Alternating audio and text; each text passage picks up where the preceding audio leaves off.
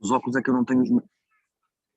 O problema dos óculos é que deixei os meus no carro, portanto não estou armado ao pingarelho, é mesmo não ter os óculos. Posso tirá-los completamente, mas aí fica um bocado, posso Mas tirá-los. tu tens os olhos muito claros, és muito fotofóbico, vais ficar com os olhos muito fechados.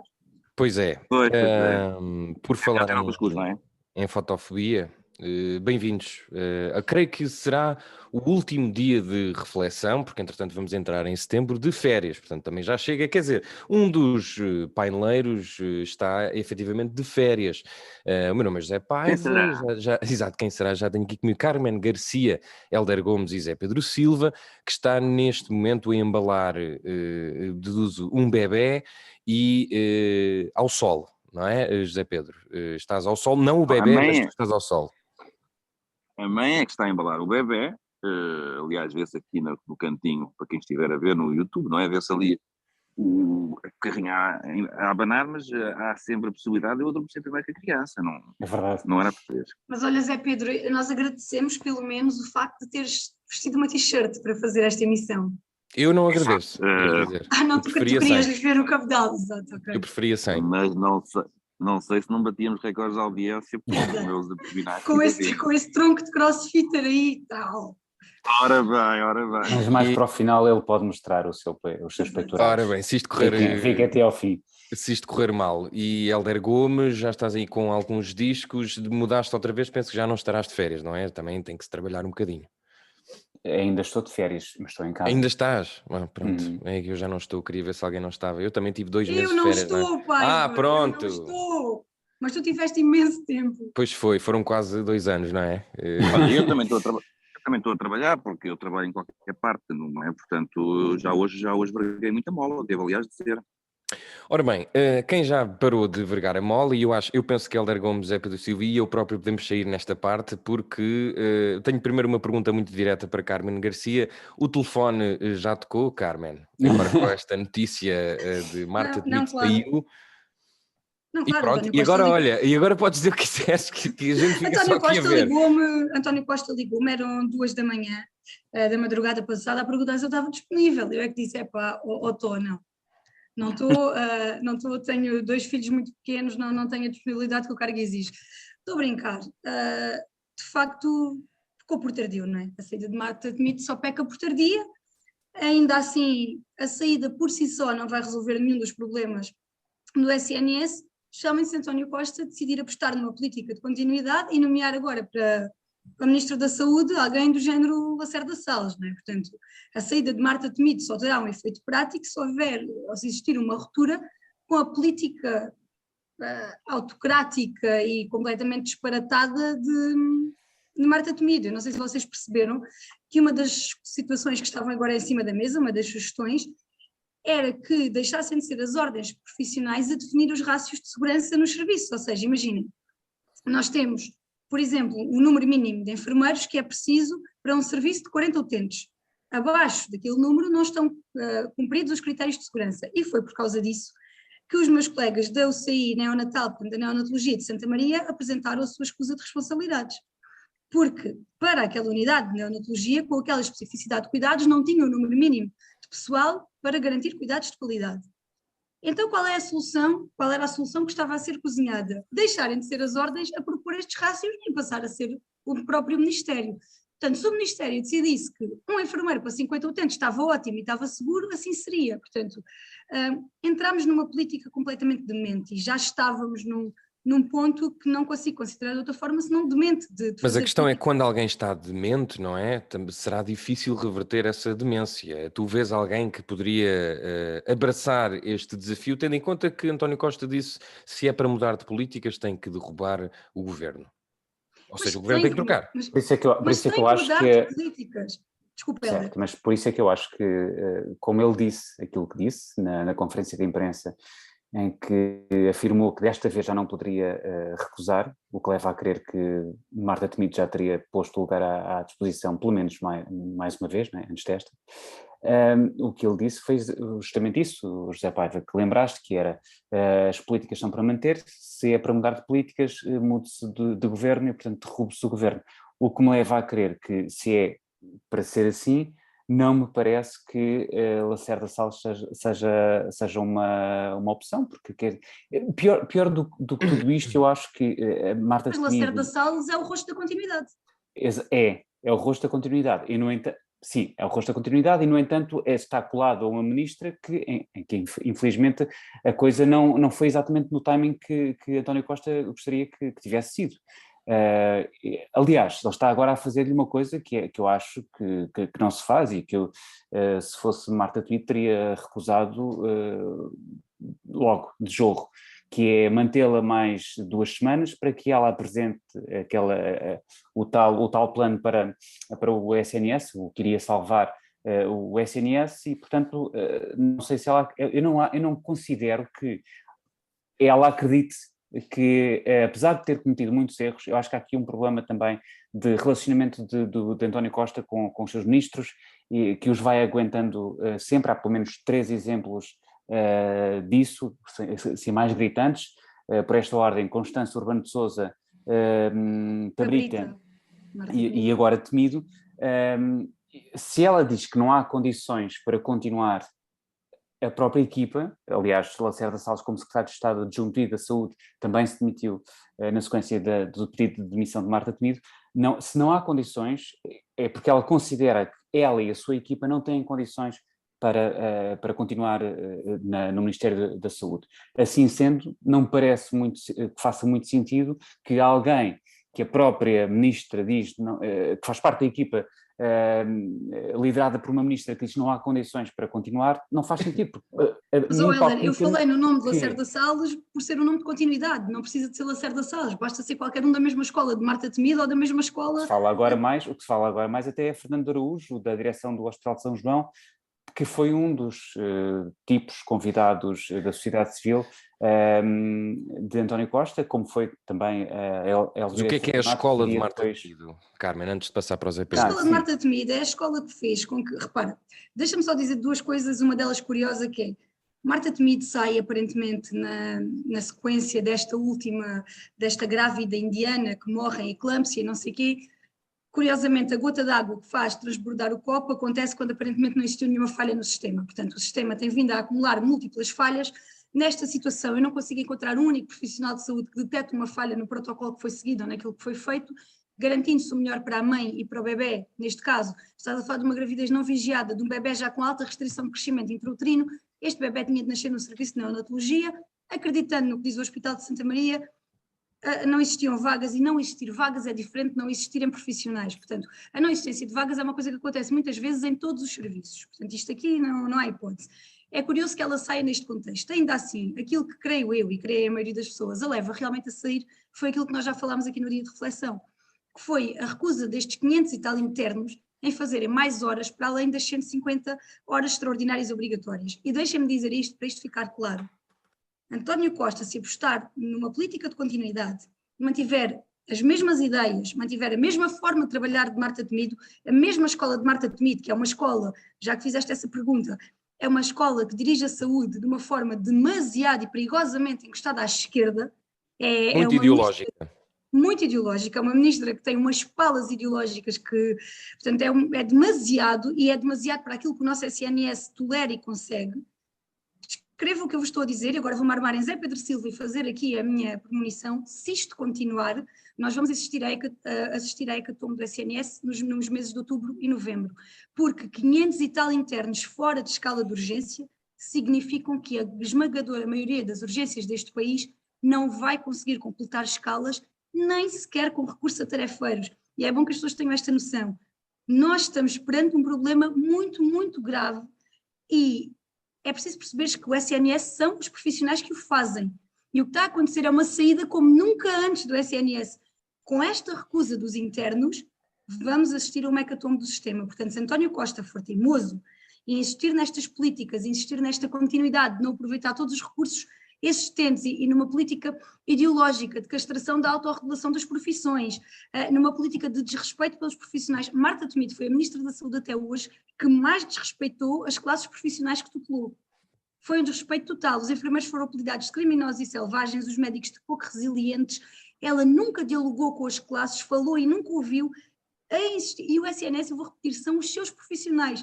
Se continuarmos nesta política de desrespeito pelos profissionais e com esta recusa destes 500 e tal internos, a hecatombe do SNS está à nossa frente. Vai começar em outubro, escrevam o que eu vos estou a dizer. Ora bem, com esta previsão ainda mais catastrófica do que o momento atual do SNS, José Pedro Silva, pergunto-te, Carmen já falou desta grávida que acabou por morrer, muita gente acusa a oposição de utilizar esse caso e de ser populista, a acusar António, portanto, foi preciso alguém morrer para uma ministra a sair, mas ao mesmo tempo não te parece, se bem que nós estamos aqui a lidar com uma suposta demissão e não António Costa que disse Marta demite, tens que sair, mas não é de certa forma populista também do lado do governo deixar cair uma ministra depois desta tragédia, porque agora a ministra vai ficar ligada a esta tragédia. Eu acho que sim, não gostei de ver, eu tenho visto pouca coisa naturalmente, mas não gostei de ver alguns, mais até o Twitter, porque não tenho lido artigos, mas não me parece muito bem usar-se de facto um acontecimento, tenha ele mais pelo que lida na Carmen, a questão, e aí disse agora também, a questão nem é assim, então não há ali algo que se possa, enfim, acusar, ou seja, o resultado teria sido, o desfecho fatal teria sido o mesmo numa circunstância ou noutra, claro que é evidente que o hospital devia ter neonatologia, vagas, seria o ideal, mas pronto, como a Carmen já explicou, parece que não há aqui, neste caso, não se pode apontar o dedo ao sistema, terá sido outra questão, e portanto ainda mais grave se torna usar-se isto por razões políticas, mas e eu, à conta dessa tua pergunta, vou dizer o seguinte, que é o que mais me choca aqui neste caso todo, é porque neste governo, não vamos agora falar noutros, este é o que temos, este e o anterior, portanto, para mim é exatamente a mesma coisa, apenas reforçou a sua maioria e deixou de precisar dos outros dois. Há demissões ou remodelações, ou seja o que for, por notícias nos jornais. Cabrita foi a mesma coisa. O motorista atropelou uma pessoa na autoestrada e um ministro absolutamente incompetente demite-se, por uma razão que jamais em tempo algum devia originar a sua demissão. Foi um desastre, um sinistro, as coisas depois têm que seguir os seus, não há ali nada de político num atropelamento na autoestrada, zero, a menos que o senhor, a vítima mortal, fosse da oposição, aí talvez pudéssemos discutir questões políticas num acidente daqueles. E agora foi Marta Temido, há uma notícia que choca a sociedade e ela lá se demite quando devia ter demitido 300 mil razões. Isto não faz qualquer sentido. Ou pior, quando devia ter sido demitida. Ou pior ainda, ou não tendo sido demitida no primeiro governo de António Costa, pelo menos não ter sido reconduzida. Claro. Não ter sido reconduzida. Exatamente. Até porque ela já tinha dado, desculpa lá, Zé Pedro, mas até porque ela já tinha dado algumas demonstrações de fragilidade. E claro que todos os políticos são humanos, há muita gente que não são máquinas de estímulos e há muita gente que até, na minha opinião, sobrevaloriza este lado mais humano dos políticos, mas parece-me que ter um breakdown e chorar como ela fez, pelo menos um par de vezes, também denota algum desgaste emocional. Portanto, isto acontece antes da nova composição governativa. Poderia ter sido um sinal que António Costa deveria ter tido em conta para não a reconduzir. Mas enfim, não aconteceu. E tu estavas a especular que ela já devia ter pedido a demissão mais vezes, e não, eu sei que tu lês o jornal mais sério do país, e o Imprensa Falsa já noticiou que Marta Temido já se tinha demitido há 2 anos, estava apenas em lista de espera. Portanto, é verdade que ela já se tinha demitido há mais tempo. Sabes que essa notícia depois foi muito plagiada pelas redes sociais. É a vida, é o costume, não há problema. Mas o seu dono. Pois, mas não é, isso é o costume. Bom, mas deixa-me só voltar. O que é que isto significa? Significa que se há tantos ministros incompetentes que só acabam por se demitir quando há uma notícia mais chata, portanto é aquela política do focus group, não é? De estar mais interessado na popularidade do que propriamente, enfim, na vida do país e no sucesso, no progresso, tudo isso, está mais preocupado com o Partido Socialista, com a sua imagem. Isso significa que o primeiro-ministro é o primeiro dos incompetentes, porque não consegue gerir o seu governo. Ele próprio disse relativamente a Fernando Medina que não tinha nada a ver com os outros gabinetes, não é nada com ele. Ele só está a ver. E, portanto, os ministros caem porque caem de podres, quer dizer, e isso não é bom. E agora, relativamente, porque para mim é a conclusão que se tira, lamento imenso. E agora, só para pegar naquilo que vocês estavam a discutir, da questão da mudança das políticas ou das pessoas, é evidente, o Primeiro-Ministro não, mas é evidente que era muito mais importante, porque nós não temos nada contra as pessoas, isto não são questões pessoais, sempre que eles fazem muitas vezes parecer isso. Nós não temos rigorosamente nada contra Marta Temido nem contra Eduardo Cabrita. Quer dizer, Eduardo Cabrita, relativamente ao que fez depois do acidente, nem ter falado com aquela família, aí já é que é uma besta quadrada. Mas, em geral, não se tem problemas com as pessoas. Nós não temos nenhum problema com a Marta Temido, está bem, para além também de ter sido um bocadinho respeituosa relativamente a algumas classes, mas o problema está nas políticas. António Costa deve pensar lá no seu gabinete, isto é uma questão de imagem, as pessoas cansam, já estão fartos desta ministra, mas não, as pessoas estão fartas, as pessoas, eu estou aqui a reproduzir aquilo que eu leio das pessoas entendidas na matéria, no nosso caso aqui dos nossos quatro da Carmen, mas mais do que eu leio, portanto eu não percebo um boi de saúde, não faço ideia de escalas, não faço ideia como é que isso funciona, não faço ideia, agora leio outras pessoas, e portanto o que eu concluo é que as políticas é que estão erradas, não é Marta Temido. E portanto, a partir do momento em que Costa diz só que esta caiu de podre, agora vem o tribunal para continuar as mesmas políticas, é uma asneira completa, é uma asneira. Mas o homem, se agora perdesse, se agora caísse o governo e fosse eleições, tinha maioria absoluta. Portanto, o que é que uma pessoa há de dizer? Olha, é a vida. Não há nada a dizer. Antes de passarmos para outro tema, não sei se, Hélder, porque foste tu que falaste menos tempo, se querias acrescentar alguma coisa, ou se queres já apostar num nome fora Lacerda, Lacerda possa Salles. entrar na Lacerda Salles, ia ser Lacerda Machado. Deve ser uma, eu aposto Mas que quer deve dizer, ser um é mais amigo do que outro, diz António Costa. Se quiserem Mas não apontar parece... um nome qualquer, para ficar aqui em apostas, que nós gostamos de fazer apostas. Eu só aposto que é mulher, Pois, também há uma mulher aqui na Bolsa de Apostas, mas aqueles dois nomes mais fortes das últimas 24 horas, eu diria, são de facto o Lacerda Salles e o tal membro da direção do Hospital de São João. Eu quero o senhor das Araújo. Compotas. Também pode ser o senhor das Compotas, mas acho que ele Voto. se mantém, o Rui Portugal mantém-se na DGS. Deixa eu estar sugado. E faz ótimas aparições nos poucos momentos em que aparece. Já se perdeu um bocadinho o hábito, desculpa, Hélder, de ter ministros com bons bigodes. E eu acho que o país estaria melhor com ministros com bons bigodes. Aquele ar de Marialva, aquele ar do antigo Marialva. Se fizermos uma comparação, vão ver se não foi o período de maior estabilidade quando tivemos ministros com bigode. Eu lanço aqui esse desafio. Vamos ver, Hélder. Quando tínhamos ministros com bigode, tivemos um regicídio, não sabes? Ora bem, na altura em que isto correu melhor. Pronto. Eu só queria, já que me deste esse tempo e vemos ali a senhora de... Não faças isso, Zé Pedro. Deixa as pessoas aparecerem, deixa a tua família também juntar-se a nós.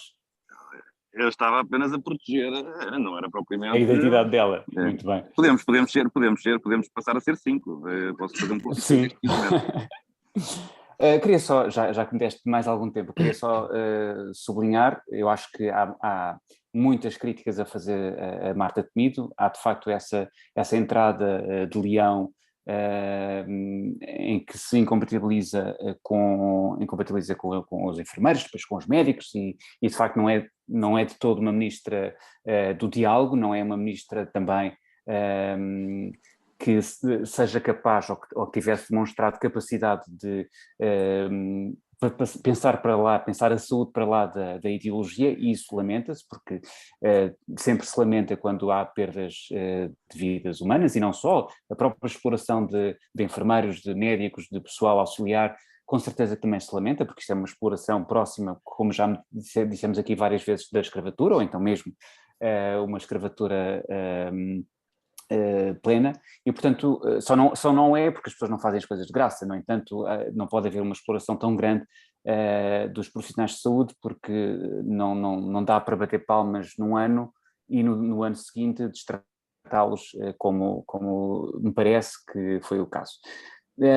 Depois, e portanto não é isenta de críticas, Marta Temido não é isenta de críticas, passou-se a imagem de que foi uma ótima ministra, ou estaria para nascer um ministro que lidasse melhor com a pandemia como Marta Temido lidou. Eu não faço ideia se isso é verdade ou não, eu acho que houve erros também da parte de Marta Temido na gestão da pandemia de Covid-19, mas o que interessa também aqui mas onde é que Marta Temido fez uma gestão brilhante da pandemia? Não houve. Carmen, o grande sucesso da pandemia, Portugal chama-se vacinação e a responsabilidade de Marta Temido aí é zero.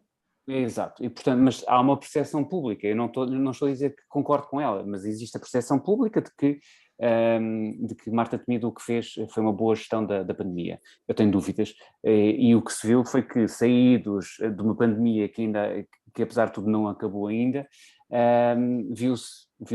posto a nu os problemas do Serviço Nacional de Saúde, como está à vista de todos. Mas mais uma vez, gostaria de reforçar que é António Costa, de facto, o principal responsável disto, e não há como se demitir dessa responsabilidade ou fazer algo que fez com a contratação e depois demissão de Sérgio Figueiredo por parte do Ministério das Finanças. Isso não existe. Ele, com certeza, que é o distribuidor de jogo e é ele quem manda, por isso é que é o primeiro-ministro, é o ministro que está acima de todos os outros. Portanto, houve um uso desta popularidade associada à gestão da pandemia por parte de António Costa, aliás, com aquela coisa em que ninguém, acho eu, acreditou durante o congresso do PS lhe entregar a Marta Temido no auge da sua popularidade por causa da gestão da pandemia, e os próprios estudos de opinião diziam que ela era uma ministra muito popular entre a população. Se falou de ela ser primeira-ministra, não é? Assessora de António Costa, desculpa. Sim, como secretário-geral do PS, quer dizer, era só completamente descabido. Aquilo foi uma operação de charme de António Costa, que achou que poderia cavalgar aquela popularidade de Marta Temido. Foi o que fez. E da mesma forma que cavalgou essa popularidade, agora deixa a cair com estrondo, e o que mais me chateia é que é um estrondo demorado, porque se ela continuar, como tudo indica que continuará, para apresentar o plano em Conselho de Ministros, é um estrondo demorado, e isso acho que não faz sentido isto, não faz sentido ela aceitar, não faz sentido o convite de António Costa, não faz sentido já agora António Costa armar-se em António José Seguro, que na disputa, ou antes da disputa pela liderança do PS, veio com a conversa de qual é a pressa. Parece que agora António Costa é que não tem pressa nenhuma em colocar um outro rosto à frente do Ministério da Saúde, quando é necessário que haja um outro rosto vai ter pressa em outubro. Ele vai ter muita pressa em outubro quando perceber a bomba que lhe vai arrebentar nas mãos. Pronto, exato. Adiante. Ora bem, temos cerca de 15 minutos, segundo as minhas contas, mas eu sou tão mau ou pior a fazer contas como o Guterres, mas se calhar damos um pulo até Angola, porque, entretanto, finalmente temos um vencedor, foi o MPLA pela 100ª vez, vence, e João Lourenço é outra vez. Foi só pela 5ª, porque foram só 5 eleições desde que eles deixaram de ser uma colónia portuguesa. É outra vez presidente. Carmen, foi uma semana em alvoroço, especialmente até porque também tivemos, penso que terá sido o funeral, não é? Do José Eduardo dos Santos, e nós também levámos a nossa cavalaria para esse funeral. Marcelo Rebelo de Sousa foi criticado. E bem criticado. Nós temos sempre muita atenção ao que se passa em Angola. João Lourenço volta a ter, agora tem aqui o seu segundo mandato. O que é que te pareceu? Achas que Angola poderá ter finalmente um clima de paz, ou nem por isso? Exato. Parece-me que vai acontecer exatamente o contrário. Em primeiro lugar, sobre os bonitos discursos que nós fizemos no funeral daquele que parece que nos esquecemos que foi um ditador, que deixou milhares e milhares de angolanos com fome. Anteontem estava a ver um vídeo de uma disputa numa lixeira de restos de comida, portanto que é uma coisa absolutamente medonha, mas provavelmente a única coisa em que José dos Santos teve razão naquela entrevista alucinada que deu à CNN foi quando disse que Portugal sempre baixou as orelhas à Angola, portanto ao pai dela, e continua a baixá-las, e lá tivemos dordinhas baixas em enterrar um ditador como se fosse um grande homem, um pináculo da democracia. Foi o homem que empobreceu um povo, castrou liberdades, mas pronto, eu já nem quero ir por aí.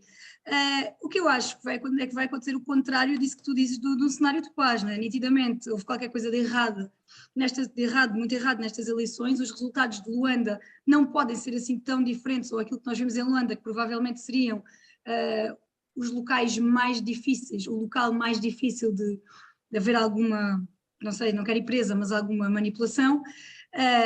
Não quero ir presa. Cheira tudo mal, cheira tudo a esturro, cheira tudo a fraude, e pelo que eu tenho visto nos últimos dias, as pessoas em Angola, pelo menos muitas figuras públicas, começam inclusivamente a perder o medo. E perder o medo é bom. E começam aqui há a questão das gerações jovens, de estar a ver uma mudança, não é? Nas gerações e jovens, começam que a maior defender interesse político.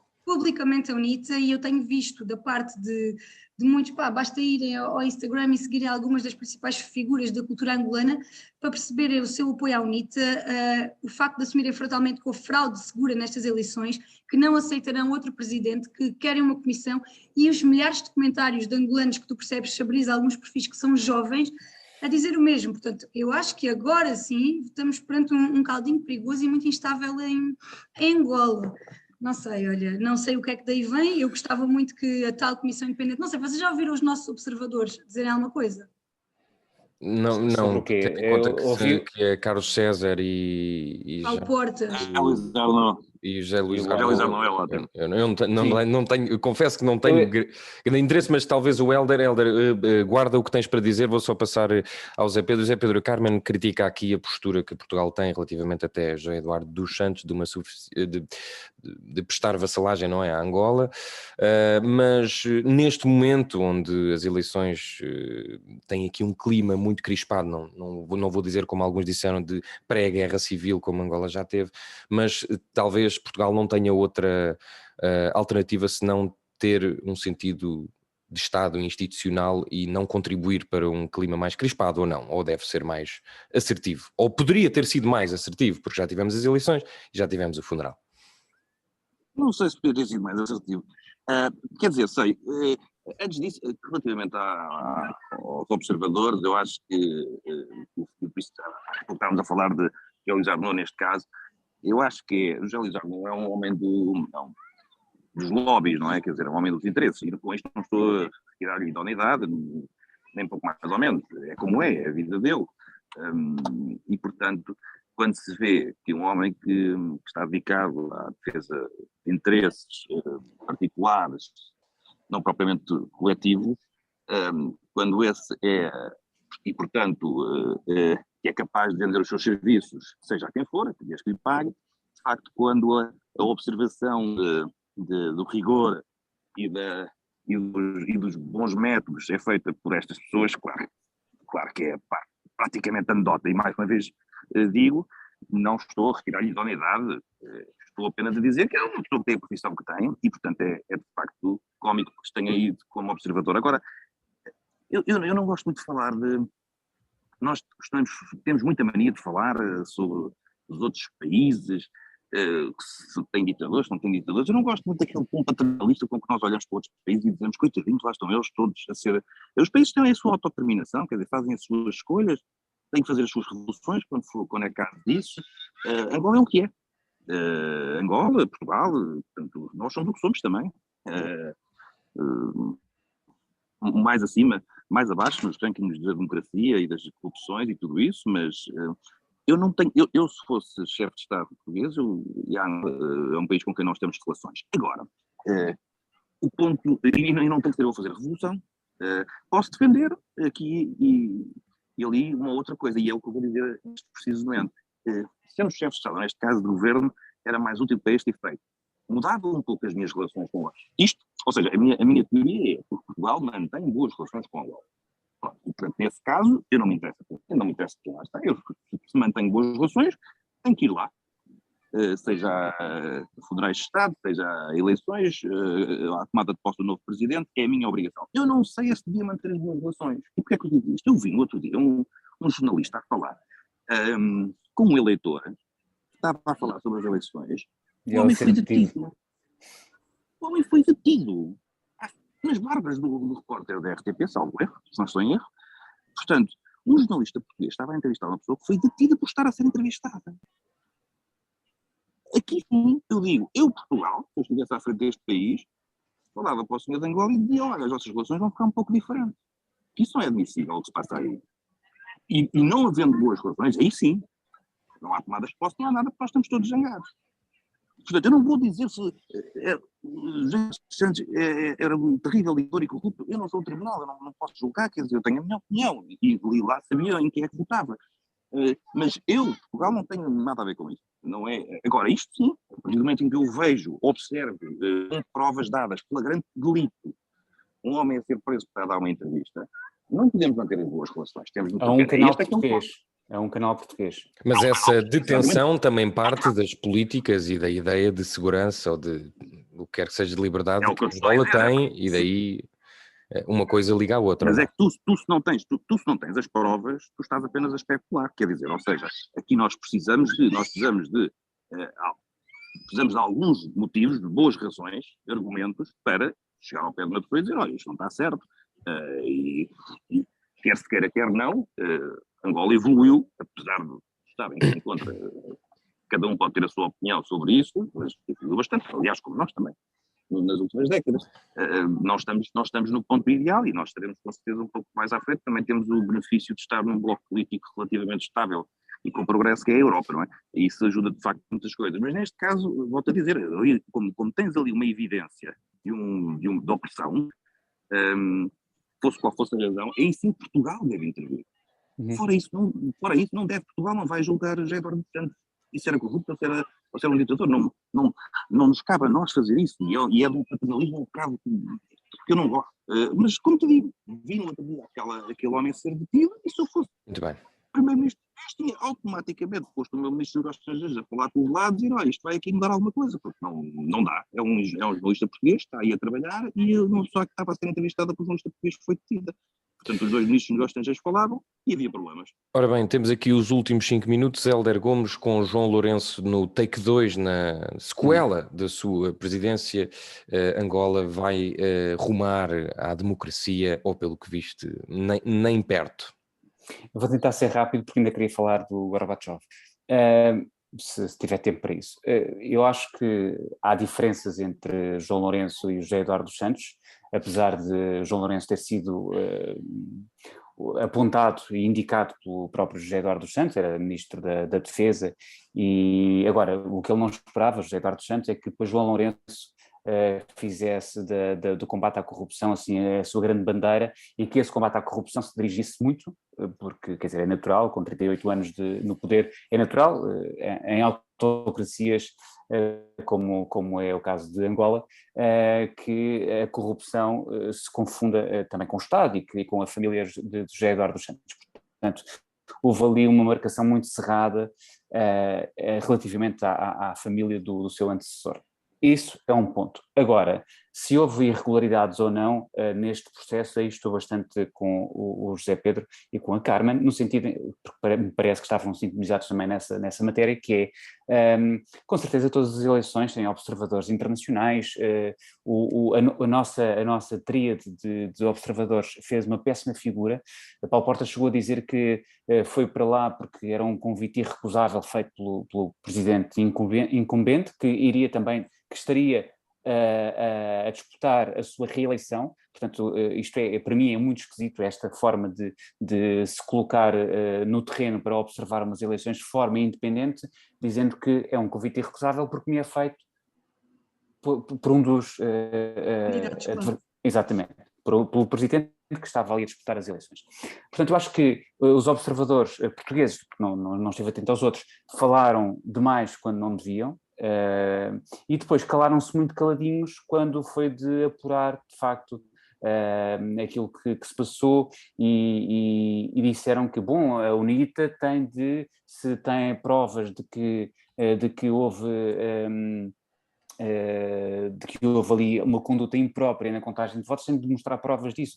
Isso é uma colagem, e com certeza que é verdade, a UNITA tem de apresentar essas provas, mas isso é uma colagem clara ao discurso do MPLA e ao discurso do partido no poder. Portanto, acho que nós fizemos péssima figura, nós, Portugal, e irrita-me sempre muito este paternalismo que nós temos ainda relativamente a Angola e relativamente a ex-colónias portuguesas, mas Angola é um caso especial, infelizmente, porque eu acho que sim, há a autodeterminação dos povos, há os problemas que não devem existir de ingerência do ex-colonizador, e nós continuamos com esta ingerência constante em Angola. Sobre o Gorbachev, não sei se tem tempo para falar, mas era 2 minutos. 2 minutos. Então, no fundo, ele é um herdeiro do sistema soviético, ele morreu esta terça-feira aos 91 anos, mas de facto era um reformador, e pronto, foi o último líder da União Soviética, e portanto foi também responsável, ou pelo menos observador ativo da queda da cortina de ferro, da queda do muro de Berlim, E, portanto, mas há aqui um equívoco que muitas vezes se diz, que é ele desejava a extinção ou o colapso da União Soviética. Não, ele queria, quando entrou como secretário-geral do Partido Comunista da União Soviética, ele queria modernizar a União Soviética e humanizá-la.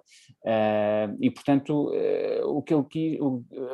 falhou na sua intenção e depois soube ler porque o seu projeto falhou e, portanto, soube ler, no fundo, o seu tempo e acabou por, ao tentar introduzir liberdade e transformação económica para o RSS sem totalitarismo, percebeu que não dava e a própria União Soviética acabou por implodir.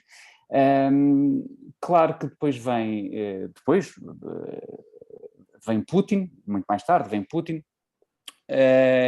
que chega a dizer que o colapso ou a morte da União Soviética é a maior catástrofe geopolítica do século XXI, entretanto o homem morre e o Kremlin diz que o romantismo de Gorbachev em relação ao Ocidente não era justificado, e é interessante que de facto Gorbachev, que é insensado e é muito aplaudido pelos países ocidentais, seja visto por esta atual Rússia como, no fundo, um traidor, mas ele assistiu a esta tentativa de voltar ao desejo expansionista e ao imperialismo russo com a invasão na Ucrânia. Portanto, acho que é uma nota que aqui deixo de olhar em falso. Esse percurso, isto vai interromper-se, vai interromper-se. Esse percurso só é interrompido mesmo com Putin, porque mesmo Boris Não, o tempo é que se vai interromper. Sim. Olha, pronto, está feito, não sei, vamos fazer as despedidas, estejam bem, para a semana voltamos e já é setembro. E comprem bilhetes para os Coldplay, não sei.